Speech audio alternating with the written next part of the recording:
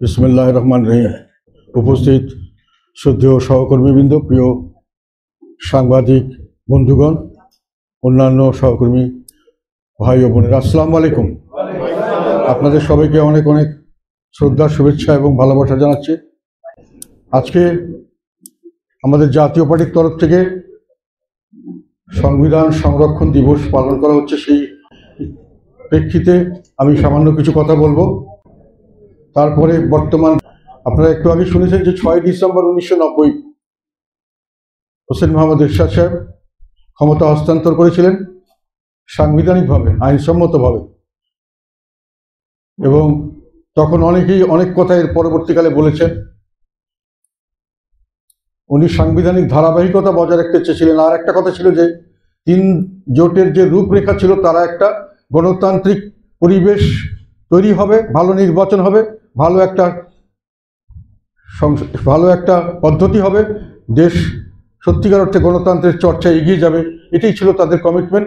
সেটার সঙ্গে শ্রদ্ধাশীল হয়ে উনি হস্তান্তর করেছিলেন জনগণের প্রত্যাশা অনুযায়ী। তিনি মনে করেছিলেন জনগণ এটা চাচ্ছে, আমি এটা বাধা দেব না। উনি ক্ষমতা গ্রহণ করেছিলেন জনগণের প্রত্যাশা অনুযায়ী।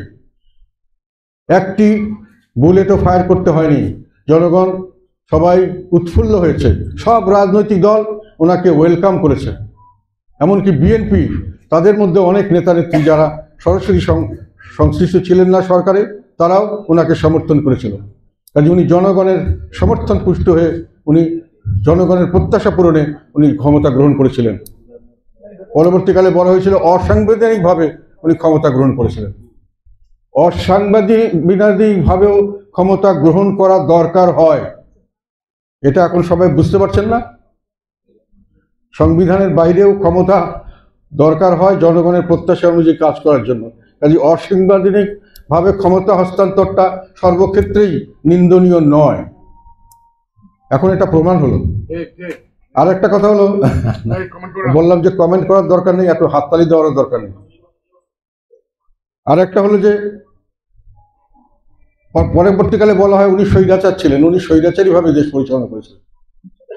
উনি সবচেয়ে বেশি গণতন্ত্রী মনা বাংলাদেশের শাসক ছিলেন, এটা আমি দাবি করছি। বাংলাদেশের জনগণের প্রত্যাশা বা জনগণের প্রতিনিধিত্বকারী রাজনৈতিক দলগুলি যখন যেভাবে যেটা চেয়েছে, তখনই সেভাবে উনি সেটাকে পালন করেছেন। উনি যখন শিক্ষানীতি দিতে গেছেন, জনগণের তরফ থেকে অনেক বাধা এসছে, উনি এটা বাস্তবায়ন করেননি। যদিও এখন অনেকে বলে ওই শিক্ষানীতি হওয়ার দরকার ছিল, এখন ওটার দিকে সরকার যাচ্ছেন অনেক সময়। উনি যখন স্বাস্থ্যনীতির কথা এসছে, ডাক্তাররা বিরাটভাবে বাধা দিয়েছেন, অনেক প্রশ্ন এসছে, অনেক রাজনৈতিক দল এটার বিপক্ষে অবস্থান নিয়েছে, উনি ওটা করেননি, উনি গায়ের জোরে করেননি। উপজেলা নির্বাচন, উপজেলা পদ্ধতির ব্যাপারে যখন কথা এসছে, তখনও উনি কিন্তু, প্রথম কথা হলো যখন রাজনৈতিক দলগুলি একমত হতে পারেনি বা আসেনি, তখন উনি ওটা করেননি। যখন সবাই মোটামুটি এগ্রি করেছে, আসার জন্য বড় বৃহত্তর জনগোষ্ঠী চেয়েছে, তখন ওটা উনি করেছেন। উনি যখন ঔষধ নীতি করেছেন, তখন সবাই এটাকে ভালো যখন গ্রহণ করেছে, তখনই করেছেন। উনি স্বাস্থ্যনীতি করেছেন, সেটা যেটা বললাম, যখন বাধা হয়েছে করেননি। উনি হাইকোর্ট বিকেন্দ্রীকরণ করেছিলেন, ওটাকে কেস করে যখন ওনাকে বাতিল করা হয়েছে, আদালতের প্রতি শ্রদ্ধাশীল ছিলেন, এই জন্য ওনাকে উনি আর জোর করে চাপিয়ে দেওয়ার চেষ্টা করেনি। যদিও এটা অত্যন্ত জনকল্যাণমূলক একটি পদক্ষেপ ছিল, মানুষের অনেক সুবিধা ছিল, মানুষের অনেক কাছে থেকে অনেক বড় সুযোগ সুবিধা, আইনগত সহায়তা পাওয়ার সুযোগ ছিল অনেক কম খরচে, যেটা উপজেলা পদ্ধতিতে গিয়ে উপজেলা পরিষদে উনি করেছিলেন এটা। কিন্তু যেহেতু ওটাকে বাতিল করা হয়েছে, অনেকে বলেছিল যে আপনি এটা আবার নিয়ে আসেন, সংসদে নিয়ে এসে এটাকে আবার গণভোটে দিয়ে পাশ করিয়ে নিয়ে আসেন। উনি বলছেন না, হাইকোর্টের প্রতি আমি শ্রদ্ধাশীল। এটা অবশ্য স্প্লিট রায় হয়েছিল, 3 জনের মধ্যে 2 জন এক পক্ষে ছিলেন, আরেকজন ওনার পক্ষেই রায় দিয়েছিলেন। তথাপি ওনারা করেননি। উনি যেটা জনগণ চাননি এমন কোনো কাজ করেননি। জনগণের রায়ের প্রতি সবসময় শ্রদ্ধাশীল ছিলেন। শেষ পর্যন্ত এসে যখন কথা আসলো, আন্দোলন হলো, তখন ওনাকে বলা হলো যে আপনি পদত্যাগ করে এসে নির্বাচন করলে করেন। তত্ত্বাবধায়ক সরকার ব্যবস্থা, যে সরকারের থেকে আপনি দল করবেন, সেই দলের রাজনীতিতে থাকলে লেভেল প্লেইং ফিল্ড হবে না। উনি বলছে ঠিক আছে, আমার কোনো আপত্তি নেই, জনগণ যদি চায় আমরা সেইভাবেই যাব। কাজে জনগণের প্রত্যাশা উনি সেরেছিলেন, কিন্তু দুঃখের বিষয় হলো ওনার এই প্রত্যাশাগুলো পরবর্তীকালে পালিত হয়নি। ওটা উনি যেটা আশায় করেছিলেন, এইগুলি ওনারা যে কথাগুলি প্রতিশ্রুতি দিয়েছিলেন সেগুলি একটাও বাস্তবায়িত হয়নি। আর একটি কথা হলো, আমি এখানে দুটি কথা এখানে বলতে চাই। অনেকে বলে যে উনি আন্দোলনের ভাবে বাধ্য হয়ে করেছেন, জনসমর্থন ওনার সঙ্গে ছিল, উনি জানতেন, যার জন্য উনি নির্বাচন করেছিলেন এবং জেলখানার ভিতর থেকে 5টি আসনে জয়ী হয়েছিলেন বিপুল ভোটে। প্রবল প্রতিরোধের মুখে নানানভাবে তাকে সমস্ত মিডিয়া তার বিরুদ্ধে কাজ করেছে, সমস্ত জায়গায় তাকে বিভিন্নভাবে বাধাগ্রস্ত করা হয়েছে, প্রশাসন বাধাগ্রস্ত করেছে। নির্বাচন তো প্রথমে করতেই দিতে চায়নি, তারপরেও কিন্তু উনি জয়লাভ করেছিলেন নির্বাচন করে, এবং 5 বছর কোনো কাজ না করে আবার যখন এসেছিলেন আবার 5টি আসনে জয়লাভ করেছিলেন। তারপরে যখন যেখানে দাঁড়িয়েছেন উনি আমৃত্যু কোনো সময় কোনো জায়গায় ইলেকশনে পরাজিত হন নাই।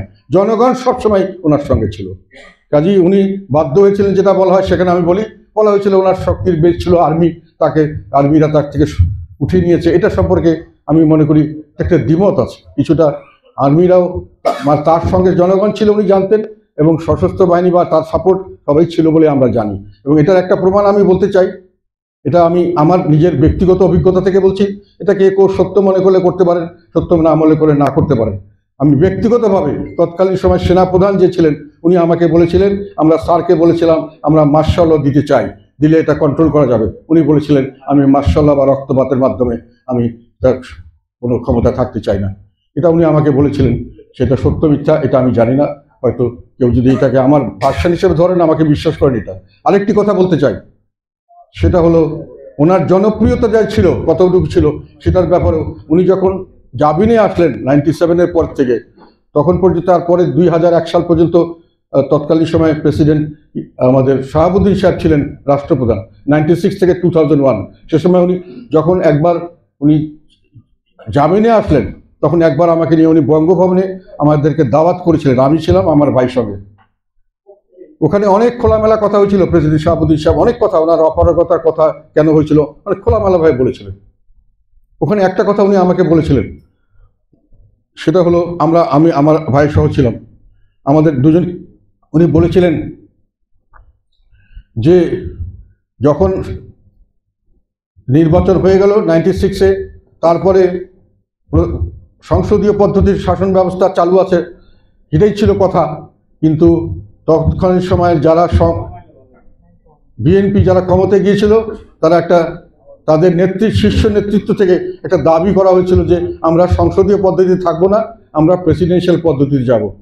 ক্ষমতাকে নিজের কেন্দ্রীভূত করা এবং কুক্ষিভূত করা এবং ক্ষমতাকে ব্যবহার করা, ক্ষমতার জন্যই রাজনীতি করা, এই ধরনের মানসিকতা থেকেই এই ধরনের জিনিসগুলি আসে। এবং একই কথা উনি বলেছিলেন যে অপর যে দলটি ছিল তারাও জোরালোভাবে বলেছিলেন যে আমরাও প্রেসিডেন্সিয়াল পদ্ধতি পছন্দ করছি, ওটাতে গেলেই ভালো হবে, ক্ষমতাকে বেশি ব্যবহার করা যাবে নিজের হাতে, যেটা প্রেসিডেন্সিয়াল পদ্ধতিকে নিলে ক্ষমতা বেশি বলে তারা মনে করেছিলেন। এবং উনি তখন তাদেরকে বলেছিলেন বলে আমাকে বলেছেন, এটা সাক্ষী প্রমাণ কিছু নেই, কেউ বিশ্বাস করলে করতে পারেন, না করলে না করতে পারেন। বলেছিলেন যে আমি বলেছি এরশাদ সাহেব যদি নির্বাচনে দাঁড়ায় আপনাদের প্রেসিডেন্সিয়াল নির্বাচন নিয়ে সমস্যায় পড়তে হতে পারে, মানে এরশাদ সাহেবের জনপ্রিয়তা আপনাদের চেয়ে বেশি হতে পারে। তৎকালীন সময় সেই জন্যই আর প্রেসিডেন্সিয়াল পদ্ধতিতে ওনারা যাওয়ার কথা চিন্তা করেননি। কথাটা আমি বললাম, এটা আমি কোনো কন্ট্রোভার্সি তৈরি করার জন্য না, আমার ব্যক্তিগত অভিজ্ঞতা থেকে বললাম। এটাকে আমি কোনো ডকুমেন্ট হিসাবে আমি বলছি না, বিশ্বাস করলে করতে পারেন, না করলে না করতে পারেন। যারা এর সঙ্গে জড়িত ছিলেন তারা এটা ভালো বলতে পারবেন, যদি তারা অস্বীকার করেন অস্বীকার করতে পারবেন। কাজে ওনার জনপ্রিয়তার ঘাটতি ছিল না, এবং উনি সেই জন্যই ওনাকে জোর করে চলে যেতে হয়েছে, পদত্যাগ করতে বাধ্য হয়েছেন, এটাও সঠিক কথা নয়। তৎকালীন সময়ে তার পরবর্তীতে ওনাকে যেটা বলা হয়েছে, ওনাকে যে মামলা মোকদ্দমাগুলোর কথা এখন বলা হয়, কত অবান্তরভাবে ওনাকে একটা মামলা দেওয়া হয়েছে। উনি একটা পিস্তল ওনাকে সাদ্দাম হোসেন, সোনার পিস্তল, উনি ঘরে সাজিয়ে রেখেছিলেন। এবং উনি যখন অ্যারেস্ট হন তখন ওনার আত্মীয়কে বলেছিলেন যে এখন অবৈধ অস্ত্র জমা দেওয়ার তারিখ তুমি জমা দিয়ে দাও, নাহলে এটা নিয়ে আবার কেস করবে। জমা দেওয়ার সঙ্গে ওনার নামে কেস হয়েছে, এবং সেই কেসে আগের শাস্তি ছিল 4 বা 5 বছর ম্যাক্সিমাম, সেটাকে 10 বছর করা হয়েছে ওনার ট্রায়াল পিরিয়ডে, এবং ওনাকে 10 বছর সাজা দেওয়া হয়েছিল। পরে অবশ্য উনি অ্যাপিলে এটাকে ছাড়া পেয়েছেন। কতভাবে ওনার উপরে কত ধরনের অত্যাচার করা হয়েছে সেটা বলছে। মঞ্জুর মার্ডার কেস, সেই কেসটা হওয়ার ঘটনা ঘটার 14 বছর পরে কেস দেওয়া হয়েছে, এবং এই কেসের 24 ওনার আমৃত্যু এই কেস ছিল। ওখানে যতগুলো 22 বার ওখানে শেষ পর্যায়ে এসে যখন মামলা রায় হওয়ার কথা, তখন ওই জাজকে চেঞ্জ করে দিয়ে মামলা আবার নতুন করে শুরু করা হয়েছে। এবং 49 জনের মধ্যে 28 জন সাক্ষী প্রয়োজন ছিল। প্রতিটি সাক্ষী, কোনো সাক্ষী বলেনি যে উনি ওখানে জড়িত আছেন, এবং সবাই বলেছে ওনাকে কোনোভাবে জড়িত করা যাবে না। কিন্তু ওই মামলাতেও ওনাকে ছাড় দেওয়া হয়নি। ওনার নামে যে মানি স্যুট করা হয়েছিল 1,80,00,000 টাকা, উনি পার্টির টাকা ছিল বলেছিলেন, কিন্তু তা স্বীকার করা হয়নি। ওনাকে 2 বছর জেল দেওয়া হয়েছে। এখন আমরা শুনেছি যে সেই মানি স্যুটটা আমরা সিভিলভাবে জাতীয় পার্টির তরফ থেকে মামলা করা হয়েছে, এবং জাতীয় পার্টির তরফ থেকে এই মামলায় জাতীয় পার্টি জিতে গেছে, এবং এই টাকাটি পার্টির টাকা হিসেবে গ্রহণ করার জন্য একটা প্রসেস চলছে। সেইভাবে ওনাকে একটা মানুষকে চাকরি দিয়েছেন, একটা পিয়ন কাটাকাটি করেছে, স্যার আমার চাকরি চলে গেছে, আচ্ছা দেখো তো কিছু চাকরি কর দেওয়া যায় কিনা, ওই জন্য ওনার নামে মামলা হয়েছে। উনি ওনাকে ওনার ইনকাম ট্যাক্স লয়ার বলেছে যে এত টাকা স্যার আপনি বেশি ট্যাক্স দিয়েছেন, অ্যাপ্লিকেশন করলে আপনি টাকাটা পেয়ে যাবেন। উনি সাধারণ সাইন করে দিয়েছে, টাকাটা পেয়ে, ওর জন্য ওনার মামলা হয়েছে। কাজে এইসব করে হ্যারাসমেন্ট, এবং উনি যখন অসুস্থ, ওনার বিলিরুবিন যখন 27 থেকে 28, ডাক্তাররা বলেছে এই বিলিরুবিনে কোনো সময় কোনো মানুষ বেঁচে থাকে আমরা জীবনে আমাদের রেকর্ড আমরা দেখিনি। হাসপাতাল থেকে পিজি, জেলখানা থেকে পিজি হাসপাতাল 2 কিলোমিটারও হবে না, আমরা ওখানে নিয়ে যাওয়ার জন্য অনেক কিছু করেছি, কিন্তু ওখানে তাকে নিয়ে যাওয়া হয়নি। আল্লাহর তরফ থেকে উনি বেঁচে গেছেন। একদিন রাত্রে আমাদের বাসায় খবর আসলো যে উনি মারা গেছেন। আমরা সারা রাত্রি কান্ডাকাটি করলাম। পরের দিন শোনা গেল যে না, উনি এখন কথা বলছেন, মানে উনি সেন্সলেস হয়ে গেছিলেন। কাজে অত্যাচারের কথা যখন শুনি, রাজনৈতিক অত্যাচার, আমরা নাকি কোনো অত্যাচারিত হইনি, আমরা খুব ভালো সবসময় আরামে এসেছিলাম। অত্যাচার জাতীয় পার্টির প্রতি সত্যিবার হয়েছে, সবসময় হয়েছে, প্রথম থেকে শুরু করে আজ পর্যন্ত। মামলা দিয়েছে এক দল, আরেক দল সেই মামলাকে ব্যবহার করছে। এখন আর একটা কথা বলি যে উনি নাকি অনেক খুন খারাপি করেছেন, অনেক কিছু, তার জন্যই জন্ম। ওনার আমলে পুলিশ এবং হত্যাকাণ্ড সহ 7-8টার বেশি কেউ দেখাতে পারবে না। নূর হোসেন এবং ডাক্তার মিলনের ব্যাপারে উনি বলেছে, বারংবার বলেছেন যে আমাকে এত মামলা দিচ্ছেন, এই মামলা দেন, আমার প্রমাণ করেন আমি বা আমার দলের, আমার সরকারের কেউ এর মধ্যে জড়িত। কিন্তু কোনো সরকার সেই মামলা দেয়নি, এবং কোনো সরকারই এটা প্রমাণ করার চেষ্টা করেনি যে উনি করেছেন। কিন্তু ওনার গায়ে দোষটা চাপিয়ে দেওয়া হয়েছে সর্বোচ্চভাবে। এগুলো আমি বলছি যে জাতীয় পার্টির প্রতি অনেক অন্যায় অবিচারের কথা আমরা অনেক সময় বলে থাকি। এইগুলো মানুষে একতরফাভাবে উনি ক্ষমতা দখল করেছেন, অবৈধভাবে উনি স্বৈরতান্ত্রিকভাবে দেশ চালিয়েছেন, ওনাকে বাধ্য করা হয়েছে ক্ষমতা ত্যাগ করার জন্য। এইগুলো কথার মধ্যে আমি মনে করি কিছু কিছু বাড়াবাড়ি আছে। এগুলো কথা একেবারে সার্বিক শব্দগত অর্থে সবসময় একেবারে সঠিক কথা বলা যায় না। তো এই হলো আমাদের আজকের এই বিষয়টি, যেটা কথা বারংবার আসলো। এরশাদ সাহেব জনগণের প্রত্যাশা অনুযায়ী ক্ষমতায় এসেছিলেন, জনগণের প্রত্যাশা মোতাবেক দেশ পরিচালনা করেছেন, তাদের ইচ্ছা মোতাবেক তারা আবার উনি সরকার থেকে পদত্যাগ করে চলে গেছেন। ওনার কোনো বাধ্যবাধকতা ছিল না, ওনাকে কোনোকে জোর করে কেউ কিছু করেনি। উনি বিবেকের তাড়নায় যেটা ভালো মনে করেছেন, দেশ ও জাতির স্বার্থে যেটা ভালো হবে, যেই কথা এখন আসছে আবার যে একটা ভালো নির্বাচন দরকার, একটা ভালো শাসন ব্যবস্থা দরকার, তখন এইটা এসেছিল, এবং তখন জাতীয় পার্টি এটাতে সমর্থন দিয়েছিল। এরশাদ সাহেব এটাকে সমর্থন দিয়ে পদত্যাগ করে চলে গেছিলেন। এটার জন্যই আমরা এই দিবসটাকে এত কঠিনভাবে পালন করি, এটাকে স্মরণ করার জন্য, ওনার প্রতি আমাদের শ্রদ্ধা জানার জন্য। আজকের এই দিনে আমি ওনার প্রতি আমার অন্তরের অন্তঃস্থল থেকে সমস্ত শ্রদ্ধা জানাচ্ছি। একই সঙ্গে আচ্ছা, মুক্তিযুদ্ধের মাস এটা, আমরা এই মাসে মুক্তিযুদ্ধ করে দেশ স্বাধীন করেছিলাম, মুক্তি পেয়েছিলাম, বৈষম্য মুক্ত একটি সমাজ পেয়েছিলাম, যেটা বারংবার আমাদের হারাতে হচ্ছে। আমি সেই আত্মা যারা মারা গেছেন সেই শহীদদের প্রতি আমার শ্রদ্ধা জানাচ্ছি, যারা যুদ্ধ করেছেন তাদের প্রতি আমার শ্রদ্ধা এবং ভালোবাসা জানাচ্ছি, যারা বিভিন্নভাবে নির্যাতিত হয়েছেন তাদের প্রতি আমার সহানুভূতি জানাচ্ছি। এখন আমি আজকের এই পর্ব পরে আমি আজকে আমাদের সেকেন্ড যেটার ব্যাপারে আমি কথা বলতে চাই, বর্তমান রাজনৈতিক পরিস্থিতি। আচ্ছা, প্রধান উপদেষ্টা আমাদের গত 2 দিন আগে একটা সর্বদলীয় জাতীয় ঐক্যের একটা ডাক দিয়েছিলেন। এইটার বিষয়ে আমাদের কিছু বক্তব্য আমি এখানে আপনাদেরকে জানাতে চাই। সেটা হলো, আমরা যেটা দেখতে পেয়েছি সেটাতে প্রথম কথা হলো আমার রিয়াকশন, আপনি যদি বলেন, যে আমার কাছে মনে হচ্ছে যে জাতীয় ঐক্যের নামে জাতীয় অনৈক্যের সূচনা হলো। ওনার এই মিটিং থেকে উনি যখন ডাক দিয়েছেন এবং ডাক দিয়ে যে মিটিংটা করেছেন, তাতে করে আমার কনক্লুশন হলো জাতীয় ঐক্যের নামে উনি জাতীয় অনৈক্যের সূচনা করেছেন বলে আমরা আশঙ্কা করছি। কেননা এখানে উনি ডেকেছেন, বলেছেন জাতীয় ঐক্য এবং সব রাজনৈতিক দলের সঙ্গে কথা বলবেন বলে বলেছেন, কিন্তু আমরা দেখেছি বাংলাদেশে নির্বাচন কমিশন করতে নিবন্ধিত মোট রাজনৈতিক দলের সংখ্যা 48টি এখন। তার মধ্যে উনি ডেকেছেন 18টি দলকে, আমার কাছে তালিকা আছে সব। তার মধ্যে বেশিরভাগ যেগুলো দল মনে করি যে ইম্পর্টেন্ট, আমি তাদের বিষয়ে দু একটি কথা এখানে বলে কেন আমি মনে করছি জাতীয় অনৈক্যের সূচনা করেছেন এটা একটু বিস্তারিতভাবে বলবো। সেটা হলো, আমরা যদি এর আগে 2014-এর আগের নির্বাচন থেকে ধরি, 2001 এবং 2008 এই দুটো নির্বাচন কিন্তু অবাধ, সুষ্ঠু, নিরপেক্ষ এবং অন্তর্ভুক্তিমূলক সঠিক নির্বাচন হয়েছে বলে দেশে এবং বিদেশে গ্রহণযোগ্য হয়েছে। যদিও 2001-এ আওয়ামী লীগ বলেছে এটা গ্রহণযোগ্য হয়নি, আমার কাছে কারচুপি হয়েছে, এটা দেশবাসী গ্রহণ করেনি, বিশ্ববাসী গ্রহণ করেনি। আবার 2008-এ বিএনপি বলেছে এটা ঠিক হয়নি, এটাকে নানান কারচুপি করা হয়েছে, দেশবাসী গ্রহণ করেনি, বিদেশিরা গ্রহণ করেনি। সেই নির্বাচন দুটির ফলাফল নিয়ে তাহলে আপনারা বুঝতে পারবেন যে দলগুলির কার কত ভারী এবং কে কতটুকু রিপ্রেজেন্ট করে জনসমর্থন। বিএনপি 2001 সালে সরকার গঠন করেছিল বিপুলভাবে নির্বাচন, 193টি সিটে, 300 সিটের মধ্যে সরাসরি নির্বাচনে 193 সিটে তারা জয়লাভ করেছিল। তাদের মোট ভোটের হার ছিল কত জানেন?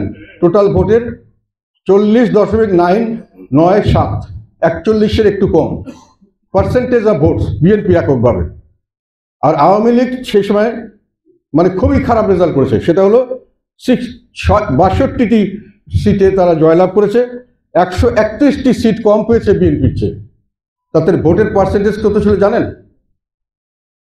ভোটের পার্সেন্ট ছিল 40.13, মানে বিএনপির পার্সেন্টেজে যে তাদের পার্সেন্টেজ 1%ও কম হয় নাই, 0.84% কম হয়েছে, যখন সবচেয়ে খারাপ অবস্থা আওয়ামী লীগের।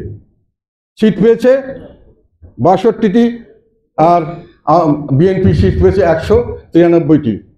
বিএনপি সিট পেয়েছে 40.9% আর আওয়ামী লীগ পেয়েছে 40.13%।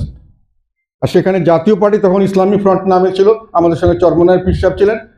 অবশ্য লাস্টের 2-1 দিন আগে ওনারা আমাদের থেকে বিএনপিকে সমর্থন দিয়েছিলেন, ফলে আমরা এককভাবেই করেছিলাম। আমরা 14টা সিট পেয়েছিলাম। আমরা ভোটের পার্সেন্ট ছিল 7.25%। আর জামাত ছিল তখন একটা ভালো ফ্যাক্ট, ওখানে এখনো বড় দল তারা মোটামুটি, সেখানে তারা 17টা সিট পেয়েছিলেন 2001 সালে এবং 4.28% ছিল তাদের ভোটের হার। অফিসিয়াল রেজাল্ট থেকে আমি বলছি, যেটা আমার কাছে আছে। সেখানে 2008 সালে আওয়ামী লীগ পেয়েছিল 230টা সিট, ওরা পেয়েছে 48.04। এগুলো পারফেক্ট ভোট, যেটা কোনো কারচুপি হয়নি। আর বিএনপি পেয়েছিল 30টা সিট, তাদের ভোটের পার্সেন্ট ছিল 32.5। জাতীয় পার্টি পেয়েছিল 27টা সিট, তাদের হলো 7.07।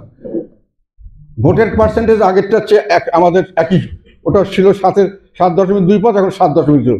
এবং জামাত পেয়েছিল গতবার 17টা সিট, এবার পেয়েছে 2টা সিট, তাদেরও ভোটের পার্সেন্টেজ হলো 4.7। ভোটের পার্সেন্টেজে আমরা আর জামাত মোটামুটি একটা জায়গায় আছি। বিএনপি এবং আওয়ামী লীগের মধ্যে সবচেয়ে বেশি আওয়ামী লীগ পেয়েছে 48% আর বিএনপি সবচেয়ে বেশি পেয়েছে 40%। কাজে এখন আওয়ামী লীগ, জাতীয় পার্টি ইত্যাদি দুটো দলকে বাদ দিয়ে যদি আপনারা হিসাব করেন, বাকি ছোটোখাটো দলের কথা আমি ডিটেল সময়ের অভাবে বলতে চাইলাম না, আমার কাছে আছে, তাহলে 50%-এর বেশি মানুষকে এই জাতীয় ঐক্যের ডাক থেকে বাইরে রাখা হয়েছে। এখন স্বাভাবিকভাবে আমরা যেটা জানি, আপনারাও জানেন, বিল্ডিং একটা যখন স্ট্রাকচার বানানো হয়, যদি একটা সাইড বসে যায় আর একটা সাইড দাঁড়িয়ে থাকে, তাহলে বিল্ডিংয়ের মধ্যে একটা ক্র্যাক হয়, এবং ক্র্যাকটা হলে সেই বিল্ডিংটা ঝুঁকিপূর্ণ হয়, যে কোনো সময় ভেঙে যেতে পারে। এখন আমরা কিন্তু দেখতে পাচ্ছি যে এই ক্র্যাকটা সৃষ্টি করা হয়েছে, ওনারা কাউকে নিচে নামিয়ে দিচ্ছেন, কাকে উপরে রাখছেন। কাজে একটা বৃহৎ অংশ, 50%-এর বেশি অংশকে ওনারা এই ডায়ালগের বাইরে রেখেছে। এই জনসমষ্টিকে রিপ্রেজেন্ট করছে যারা, বা যেই জনসমষ্টির কোনো রিপ্রেজেন্টেশন না রেখে তারা এই ঐক্যের ডাক দিয়েছেন। এটাতে করে আমি মনে করি যে একটা জাতিগতভাবে আমাদের মধ্যে একটা ভুল বোঝাবুঝি, অবিশ্বাসের সৃষ্টি হয়েছে। কাউকে যদি আপনি অবিশ্বাস করেন, তাহলে সে আপনাকে অবিশ্বাস করবে। কাউকে যদি আপনি ঘৃণা করেন, সে আপনাকে ঘৃণা করবে। কাউকে যদি আপনি নিশ্চিহ্ন করতে চান, সে আপনাকে নিশ্চিহ্ন করতে চাইবে। এটি হলো স্বাভাবিক নিয়ম। আপনি কাউকে ভালোবাসলে সে আপনাকে ভালোবাসবে, আপনি কাউকে বন্ধু হিসাবে ধরলে সে আপনার বন্ধুত্ব আপনার সঙ্গে করার জন্য আসবে। এটা হলো স্বাভাবিক নিয়ম। কাজে আমরা যেটা বুঝতে পারছি, আমরা চাই বা না চাই, দেশে একটা সংঘাতময়, ভাইয়ে ভাইয়ে ঘৃণা, সংঘাতময় অবিশ্বাসের পরিবেশ সৃষ্টি হয়েছে। আমরা চাই বা না চাই, দেশের মধ্যে একটি দল, একটি অংশ তারা অবাঞ্ছিত অথবা ঘৃণিত ভাবে ট্রিটেড হচ্ছে, আর একটি অংশ তারা সবথেকে পবিত্র ভালো এরকমভাবে ট্রিট করা হচ্ছে from the interim government side. And that is, সেটাকে আমরা মনে করি একটা সংঘাতপূর্ণ অবিশ্বাসের আবহাওয়া তৈরি হয়েছে। এখন অনেকে বলছেন, অনেকে আমি শুনি, এটা কথাটা সত্যি মিথ্যা আমি জানি না, অনেকে বলছেন নাকি তাদের মধ্যে একটা আলাপ আলোচনা হয়েছে যে দুষ্টু গরুর চেয়ে শূন্য গোয়ালই ভালো। তার মানে দুষ্টু গরুকে ওনারা রাখবেন না। শতকরা 50% লোককে যদি দুষ্টু হিসাবে আপনারা এখন বাদ দিতে চান, তখন আমার একটা কথা মনে আসলো, যেটা এই উদাহরণটা কে কিভাবে নিলেন আমি জানি না, আমার স্বাভাবিকভাবে আমার মনে আসলো যে 71 সালে যখন আমরা বৈষম্য মুক্তির সংগ্রাম বা মুক্তির সংগ্রামের জন্য স্বাধীনতার সংগ্রামে যুদ্ধ করছি, তখন কিন্তু যারা আমাদেরকে এখানে হানাদার বাহিনী হিসেবে পরিচিত, তারা কিন্তু একটা কথা বলেছিল, সেটা হলো এই দেশে আমরা মানুষ চাই না, মাটি চাই, মিট্টি, পোড়া মাটি নীতি। মানুষ সব এখানে গাদ্দার, বিশ্বাসঘাতক, এবং মানুষ এখানে হিন্দু, কাজে এদেরকে না হলেও আমার চলবে, আমার ল্যান্ড দরকার। এখন তারপরে কি লোক কি নিঃশেষ করা সম্ভব হয়েছে? 50% মানুষকে আপনি নিঃশেষ করে আপনি সব দুষ্ট গোল খালি করে দেশ, সুন্দর একটি দেশ তৈরি করবেন, এটা কি বাস্তবসম্মত কথা? এখন আমাদের যেটা পরিস্থিতি এর মধ্যে হয়েছে, এরপরে আমি আরেকটা পয়েন্টে আসছি, সেটা হলো আমরা বিভিন্নভাবে অবাঞ্ছিত হচ্ছি, সেটা বুঝতেই পারছি। আমরা শান্তিপূর্ণ সমাবেশ, মিটিং, মিছিল করব, এটা আমাদের সাংবিধানিক অধিকার, আমাদেরকে দেওয়া হচ্ছে না। আমাদের পার্টি অফিস জ্বালিয়ে দেওয়া হচ্ছে আমাদের পার্টির কাজকর্ম করতে, তখন কিন্তু কোনো ঘোষণা আসেনি যে আমরা অবাঞ্ছিত। তারপরে গণমাধ্যমগুলোতে আমরা দেখছি ব্যাপকভাবে সেলফ সেন্সরশিপ চলছে। গণমাধ্যমের স্বাধীনতা সত্যিকার অর্থে আছে কিনা অনেক সাংবাদিক আমাকে প্রশ্ন করেছেন, তারা ভয়ভীতির মধ্যে দিন কাটাচ্ছেন। তারপরে কথা হচ্ছে যে আমাদেরকে পাসপোর্ট দেওয়া হচ্ছে না, চলাচলের স্বাধীনতা, আমাদের সাংবিধানিক স্বাধীনতা, সাংবিধানিক একটা রাইট, এটা আমরা পাচ্ছি না। আর মামলার কথা তো পরবর্তীকালে আরও ডিটেলভাবে আমি বলবো।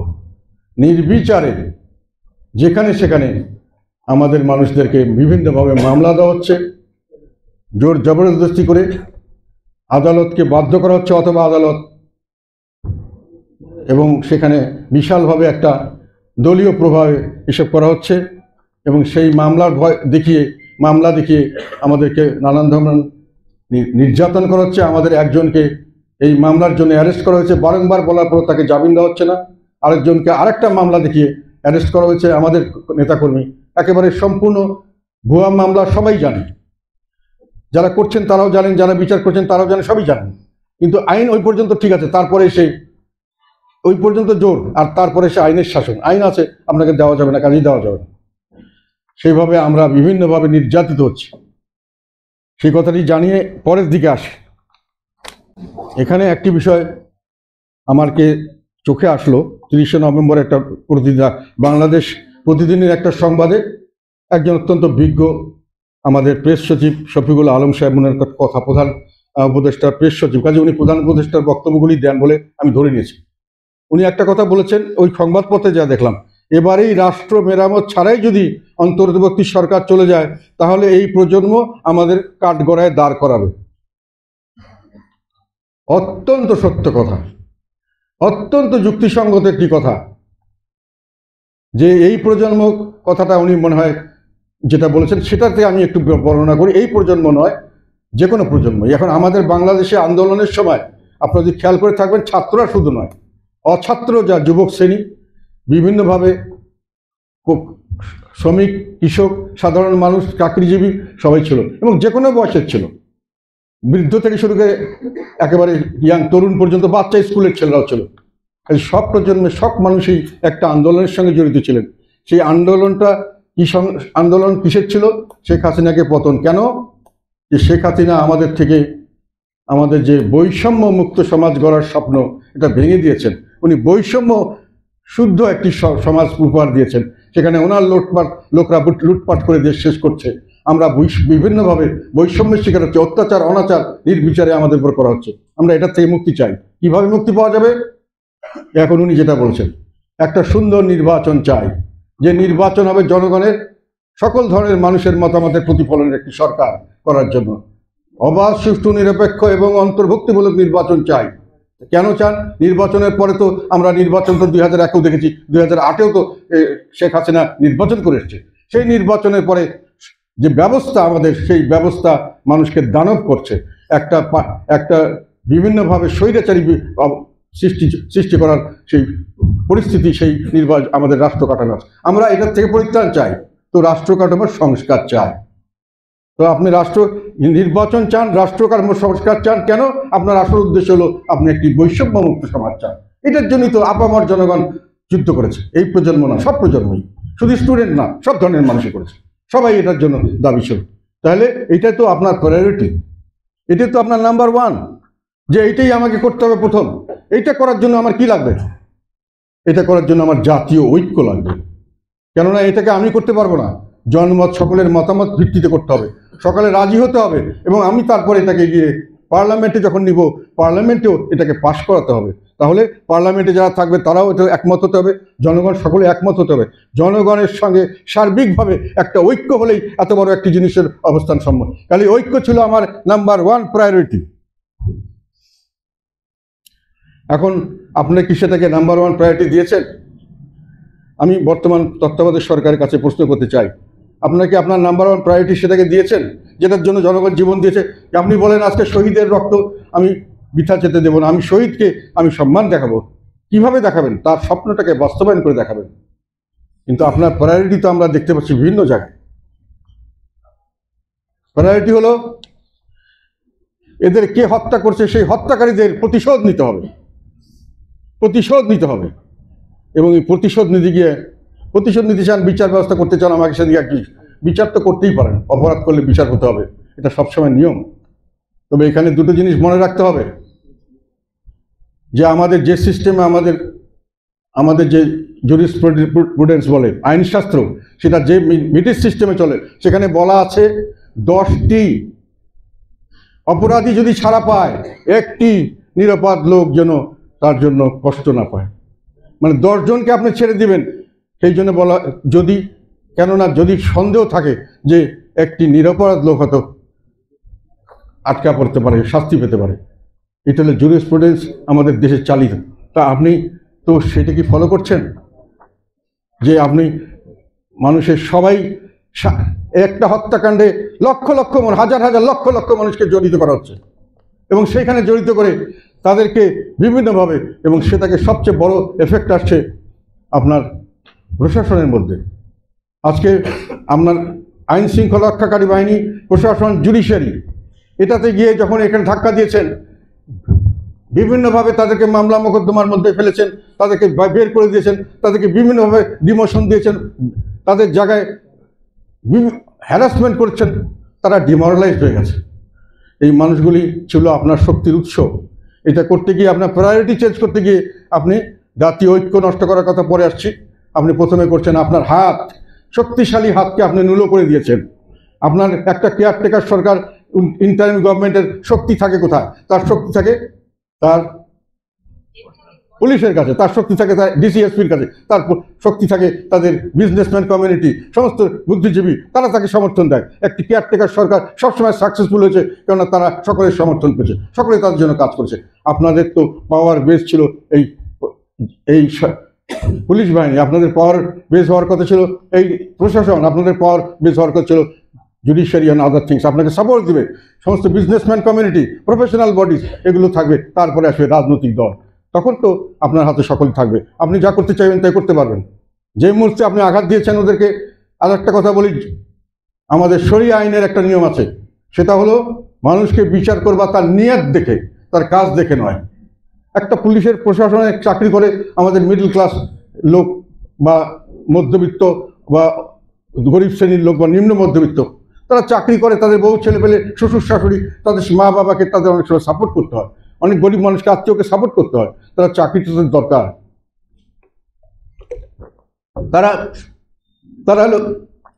তারা হলো রাষ্ট্রের পাবলিক সার্ভেন্ট, রাষ্ট্রের সব কর্মচারী। তারা যে গভর্নমেন্ট আসবে তাকেই সাপোর্ট করবে। তারা শেখ হাসিনাকে সাপোর্ট করেছে, সে চাকরি বাঁচানোর জন্য অনেক সময় করছে, ইচ্ছা করে শেখ হাসিনা অপকর্মের মধ্যে তারা জড়িত হয়েছে, এটা নাও হতে পারে। তো আপনি সবাইকে ঢালাওভাবে সবাইকে ধরে নিলেন এবং সবাইকে আপনি শত্রু বানালেন, অনেক লোককে বাদ দিলেন, এবং তারপরে আপনি পাওয়ার বেজের জন্য ওই লোকগুলিকে ফিল আপ করার যে পরিস্থিতি পরিবেশ হলো, দুটি প্রধান রাজনৈতিক দল ঝটঝট করে ওখানে আপনি তাদেরকে চাইলেন, তারা ঢুকিয়ে দিল। জুডিশিয়ারি এবং পুলিশ এবং অ্যাডমিনিস্ট্রেশন দলীয়করণ হয়ে গেল। এখন একদিকে ডিমোরালাইজড, একদিকে দলীয়করণ।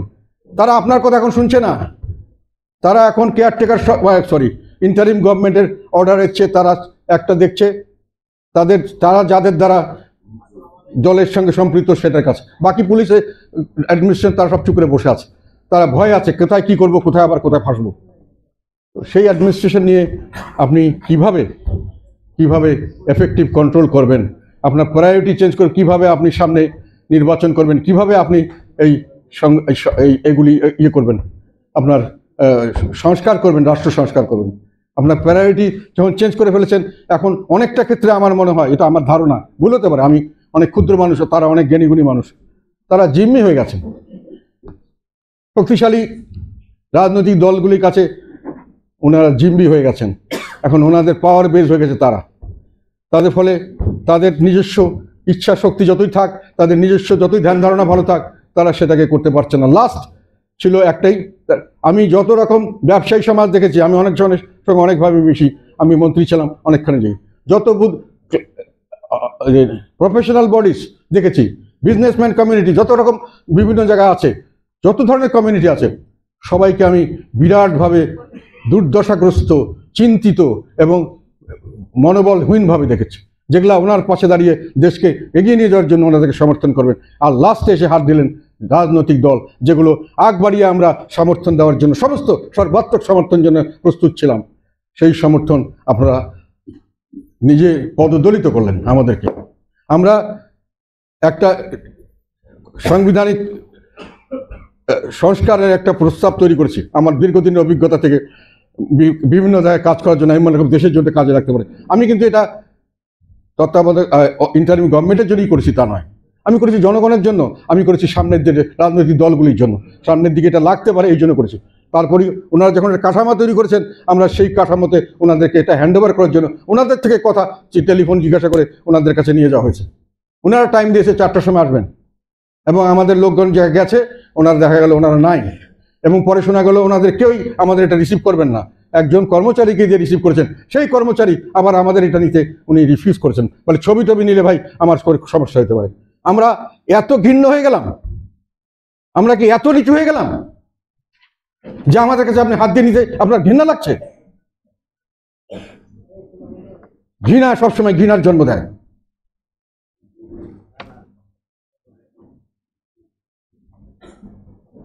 সেই জন্য বলছি যে লাস্ট ছিল পলিটিক্যাল একটা চাপ আপনাদের মাধ্যমে, আপনারা আমাদের ভাবে ব্যবহার করে আপনারা নিজেদের যে কাজগুলি, আপনারা সবাই ভালো মানুষ, আমি জানি ভালো কাজ করতে চাচ্ছেন, কিন্তু ভালো কাজ করার জন্য যে আপনার সমর্থন দরকার, যে শক্তি দরকার, তার জন্য সেটা আপনার প্রশাসনকেও আপনারা নোংরা করে ফেলেছেন, পুলিশকে নোংরা করে ফেলেছেন, জুডিশিয়ারি আপনাদের কোনো কন্ট্রোলে আছে বলে মনে হচ্ছে না, কোনো কিছু কন্ট্রোল থাকার কথা নয়। তারা অ্যাটলিস্ট একটা আপনাদের মনোবৃত্তির সঙ্গে ভাব মিলিয়ে চলবে। বুদ্ধিজীবী সমাজ, প্লেয়ার সব ছোট ছোট কাজের জন্য বিভিন্নভাবে মানুষকে নির্যাতন করা হচ্ছে, বিভিন্নভাবে মানুষকে দূরে সরিয়ে দেওয়া হচ্ছে, বিভিন্নভাবে মানুষকে ঘৃণা দেখানো হচ্ছে। একটা মানুষ আমার কাছে সেদিন একজন কমপ্লেন করেছে, দুটো কথা আমি বলতে চাই এখানে। সেটা হলো যে সে কিচ্ছু দলটল করে না, সে বিমানে চাকরি করে, সেখানে প্রাইম মিনিস্টার গেছে, প্রাইম মিনিস্টারের ছবি তুলেছে। এটা সবাই করে, যে কোনো আজকে যে প্রাইম মিনিস্টার তাদের আজকে যে উনি আছেন ওনার সঙ্গে সবাই তুলতে যাবে, যে যাবে, আমি থাকলে আমার কাছে যাবে, যে আসবে, মানুষের চায় একটা ছবি রাখবো। হ্যাঁ, দেশের প্রধান, অত ডিপের মধ্যে জানে কি উনি খারাপ না উনি ভালো, উনি গণহত্যা করেছে করেনি, এটা কে, অত জেলে কে যাবে, কে জানে, কে এগুলো নিয়ে মাথা ঘামায়? তার জন্য তার বাসায় 2 বার হামলা করা হয়েছে। তার কোথায় গুগলে ছবি আসছে এবং তার লুটপাট করে নেওয়া হয়েছে, তার বাড়িঘর ভেঙে দেওয়া হয়েছে, তাকে পিটানো হয়েছে। একবারের পর 2বার যখন আসছে চাঁদাবাজি করা হচ্ছে, তখন সে জিডি করা হয়েছে, কোনো সাপোর্ট পায়নি, কোনো কিছু প্রোটেকশন পায়নি। শেষ পর্যন্ত সে বাড়ি চেঞ্জ করে চলে গেছে। এরকম বিভিন্নভাবে মানুষকে পথে ঘাটে ধরে নির্যাতন করা হচ্ছে, অত্যাচার করা হচ্ছে।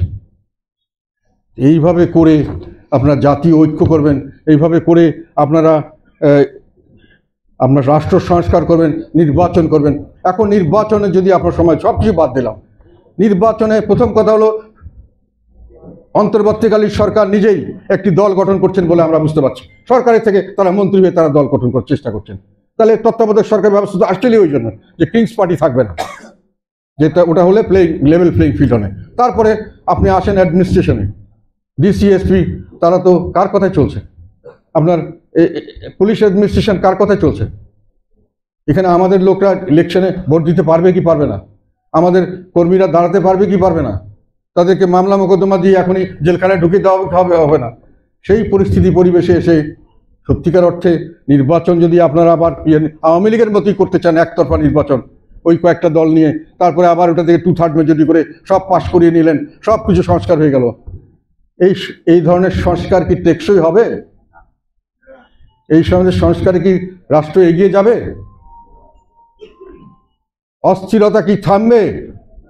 দেশের অর্ধেক লোককে আপনি নির্বাচনী প্রসেসের বাইরে রাখলেন, আপনি রাষ্ট্রের সমস্ত কর্মকাণ্ড থেকে বাইরে রাখলেন, তারা কি বসে বসে আঙ্গুল চুষবে? দেশে তো অরাজকতা, যেটাই বলেন না কেন, অস্থিরতা, এইটা তো বীজ বপন হয়ে গেল। বিভিন্নভাবে এই অত্যাচার অনাচার চলছে। এখন আমাদের নেতাকর্মীদেরকে এইভাবে দেশের মানুষের অধিকার আদায়ের জন্য সামনের দিকে সংগ্রাম করতে হবে। আমরা চাই যে সকল মানুষ, এখানে যদি নির্বাচন হয় সকলের পার্টিসিপেশন দরকার আছে। আপনি যতই বলেন আর না বলেন, ওই একতরফা নির্বাচন করে শেখ হাসিনার দেশে একটা হাস্যকর নির্বাচন করেছিলেন, যার জন্যই তাকে এত আমরা হেয় মনে করেছি, যার জন্যই তাকে এত নিন্দা। এখন আবার আপনারা সেই একই জিনিস করবেন, সেইভাবেই করতে চাচ্ছেন। This is very unfortunate. সকল দলের অংশগ্রহণে একটি নির্বাচন আমরা চাই, এবং সেই নির্বাচন হতে হবে অবাধ, সুষ্ঠু, নিরপেক্ষ, অন্তর্ভুক্তিমূলক নির্বাচন। যে কোনো লোক দাঁড়াবে, যে কোনো লোক সেখানে ভোট দিতে যাবে, কোনো বাধাপত্তি থাকবে না, রেজাল্ট সঠিকভাবে প্রমাণ হতে হবে। সেই নির্বাচনের আমরা দাবি করি। পরবর্তীকালে রাষ্ট্র সংস্কারের জন্য পার্লামেন্ট বসবে, সেখানে আমরা সংস্কার, আপনার প্রস্তাব কিছু দিতে পারেন, আমরাও প্রস্তাব নিয়ে আসবো, এবং যেটা জনগণ গ্রহণ করবে সেভাবেই চালু থাকবে। সেইভাবে আমরা দেশকে এগিয়ে নিয়ে যেতে চাই। আর কোনো দল যদি বা কোনো সংস্থা, যে কোনো সংগঠন সরাসরি কোনো সন্ত্রাসী সংগঠন না হয়, সরাসরি তাদের উদ্দেশ্য যদি আইন বিরুদ্ধ কিছু না হয়, তাহলে সেই সমস্ত সংগঠনকে আপনি কখনোই, সেই ধরনের দলকে কখনোই আপনি নির্বাচন থেকে বা রাজনৈতিক প্রক্রিয়া থেকে বাইরে রাখতে পারেন না। তাদের মধ্যে যদি কেউ সন্ত্রাসী কাজ করে, তাদের মধ্যে যদি কেউ কোনো খারাপ কাজ করে যেটা জনস্বার্থে বা দেশের স্বার্থে ক্ষতিকর, আপনি তাদেরকে ধরবেন, তাদের মধ্যে আপনি ইনভেস্টিগেট করবেন, বিচার করবেন, প্রমাণ করবেন, শাস্তি দেবেন। সেটি হলো নিয়ম।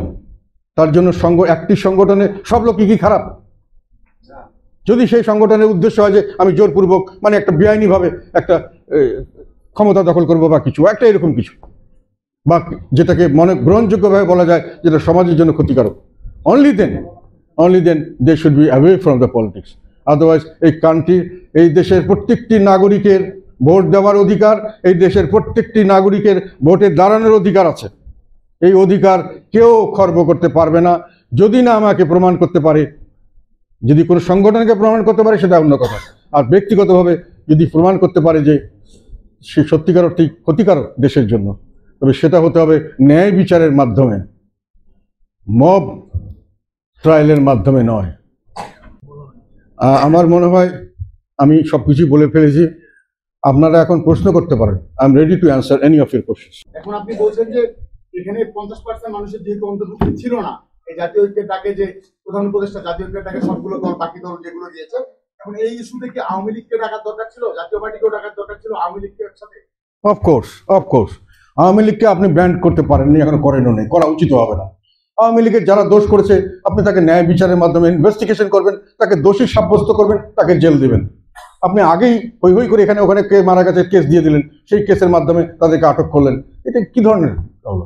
আপনি বিচার করবেন, তাকে বিচার প্রক্রিয়া তাকে ধরবেন। আর সংগঠনে কি একটা সংগঠনে আওয়ামী লীগের কি একেবারে 1 নম্বর থেকে শুরু করে লাস্ট মেম্বার সবাই কি ক্রিমিনাল? সংগঠন কি সব এবং তাদের যে সমর্থক তারা কি সবাই ক্রিমিনাল? তা আপনি তাদের সবাই ক্রিমিনাল করে আগেই, তাহলে আপনি আর শেখ হাসিনার সঙ্গে কি পার্থক্য করলেন যে বিএনপি করলেই খারাপ, জামাত করলেই খারাপ? এখন আপনি সেটাই করতেছেন।